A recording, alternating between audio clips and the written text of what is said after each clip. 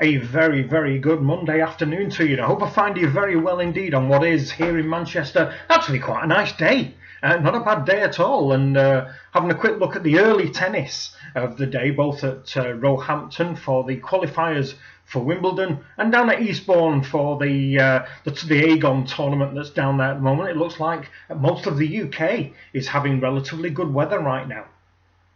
What I want to talk about today is kind of allied to what is generally going on, certainly here in Britain, and I would wager in other major centres around the European Union. So what I really want to talk, I was going to call this video "Political Correctness Gone Too Far?" Question mark. But I've kind of changed my mind. What I now want to talk about is freedom of speech. Kind of, where's it gone? Now, if you've been keeping an eye on the news, certainly in the wake of the terrorism attacks in London and here in Manchester, and then what appears to have been some form of retaliation attack at the mosque in Finsbury Park. There is a lot of talk around the raging plague, apparently, of Islamophobia here in the United Kingdom. Now, the issue I have with that is that I see no evidence of it. This is my standpoint as far as what is being a major point of upset within the Islamic communities here in Britain. It appears to me that any form of comment or social commentary or opinion or upset emotional turmoil attached to any of the attacks that have been made against Britain from people who are carrying out terrorist attacks in some form of holy jihad as they see it. Anybody who says anything about that, which in my view everybody has the perfect right to their opinion, it is being viewed by the Muslim communities as being Islamophobic, and I feel that is a little bit unfair, solely on the basis that as far as I'm aware, if somebody says something that upsets a member of the Muslim community, they can register that as a hate crime, which results in whoever made a comment being visited by the police and potentially interviewed under caution or charged under the Race Relations Act or whatever it is. It also appears to me that the Muslim faith can take annoyance or upset regarding absolutely anything, and they have an all-encompassing race card that they can play against anyone of any other ethnicity or any other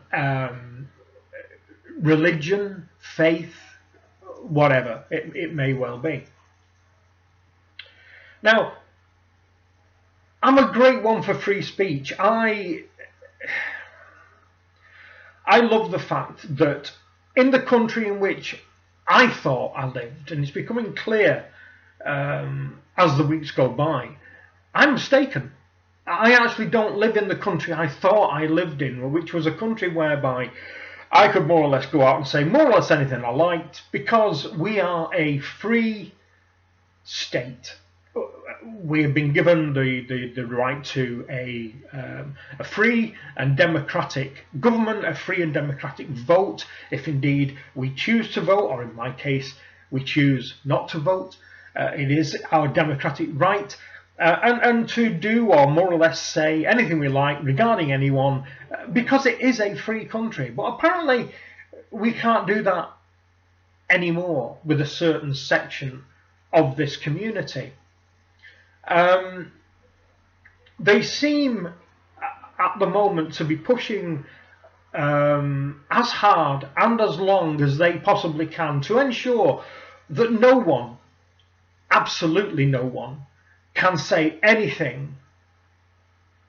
I was going to say anything derogatory, but perhaps a better term is going to be say anything that they perceive is derogatory against their faith. We've seen this week that a gentleman called Douglas Murray, who you may or may not have heard of. Douglas Murray works for a foundation based in London, and their sole aim is to counter extremism in any and all of its forms worldwide. That's what they do.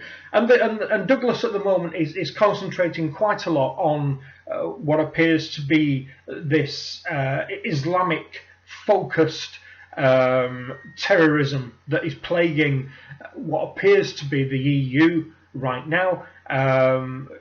Initially, or more importantly right now, more focused on the UK than anywhere else right now. And apparently Douglas was interviewed on the BBC this week, and somebody was allowed, a Muslim commentator was allowed by the BBC to call Mr. Murray a hate preacher. 2 days following that, the BBC had to retract that statement and make a formal apology to Mr. Murray. He has been big enough to say, you know, as far as he's concerned, the matter is now over, and he has moved along from that. But that seems to be where the Islamic faith, as it were, are gaining their strength from, because state broadcasters such as the BBC, and indeed any major media outlet, it doesn't matter whether it's Sky or any other news network, seem to be very worried about treading upon the obviously very delicate toes of this particular section of the community here in Britain right now. And that worries me. To the extent that when are we,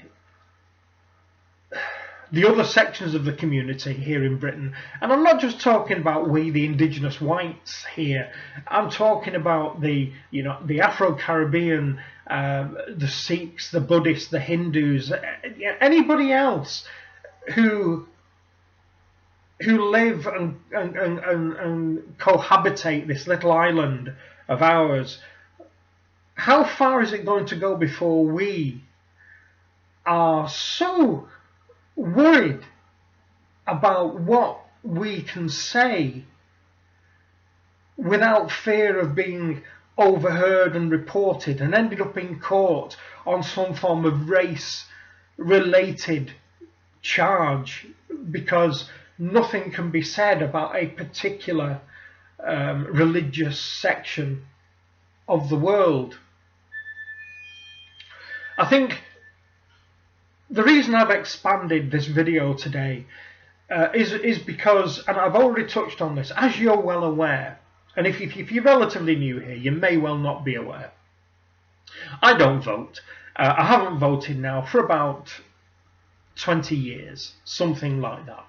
The only recent time I voted was in the Brexit vote because I felt so strongly that we needed to leave. What has changed, in my view, the trading partnership with the EU, and as it's now become a political body, I voted to leave because I felt so strongly about that. But under normal circumstance, like the most recent electoral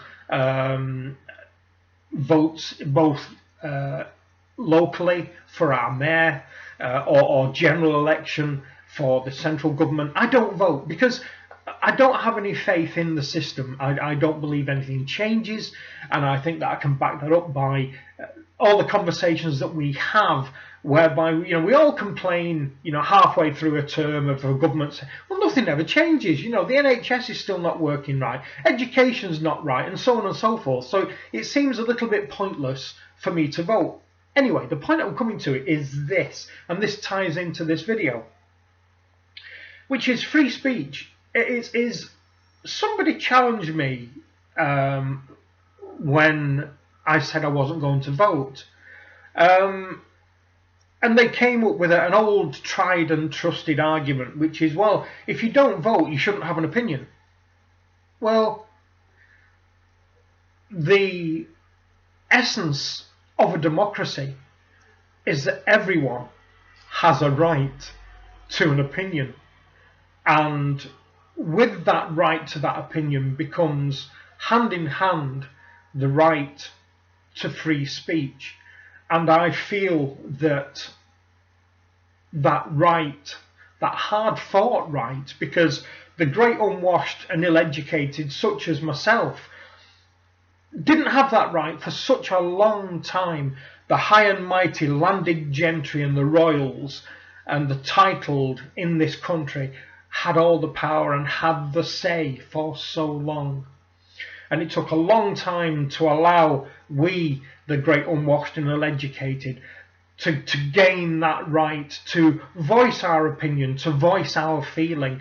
And it feels that now is being curtailed, not by those in power anymore, but by a particular section of the community backed up by those in power, because those in power seem to be so afraid of saying anything about this particular group.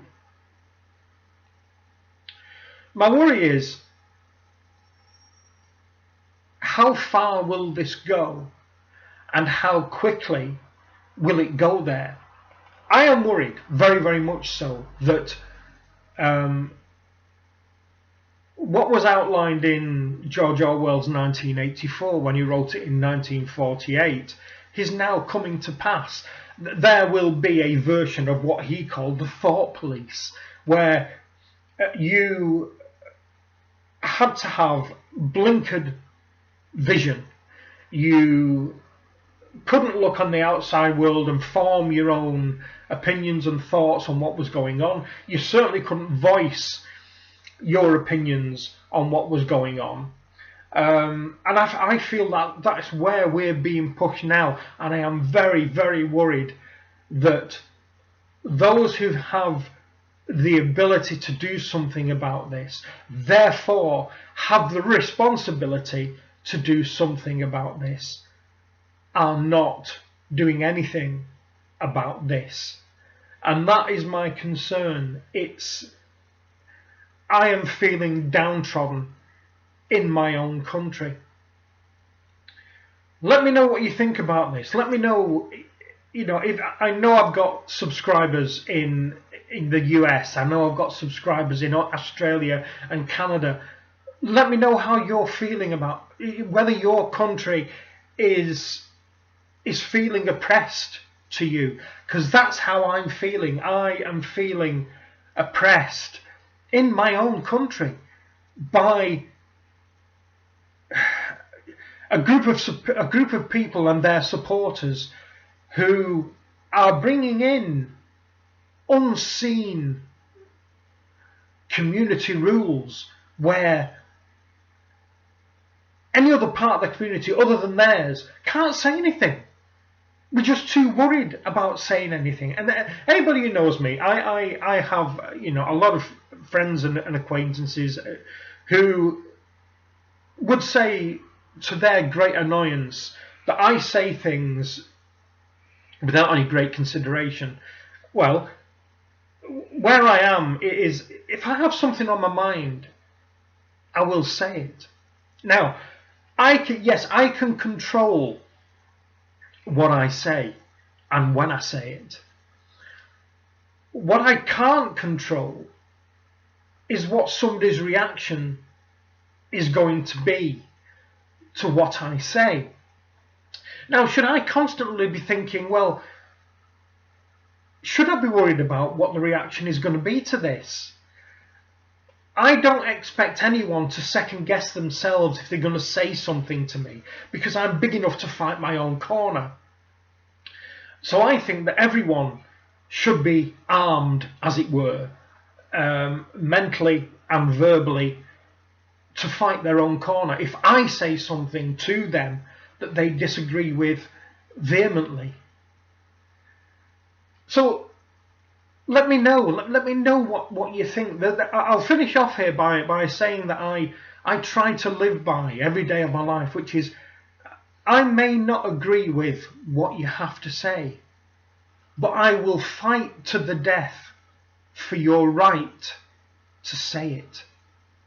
And I don't feel right now here in Britain, in my home country, that I can be sure of having that right. And I feel if I had a religion, I would feel that is a God-given right. It is certainly a democratically given right. It's a hard fought for and a hard earned right. And I feel that is being taken away from not only me, but from everybody in this country. So let me know what you think. Tell me where you are in your replies. If you feel as strongly as I feel, make one of these so everybody can see it. Let me know in your comments down below. Thank you very much indeed for watching. As always, give this a thumbs up, share it around, that kind of thing. And I look forward to reading your comments. It's something that I feel very, very strongly about. And over the last month or so, I've been actually quite deeply affected by this. The indigenous population or parts of the population that have been here a long time now have to think twice before they say anything once. Thanks a lot for watching. Bye bye.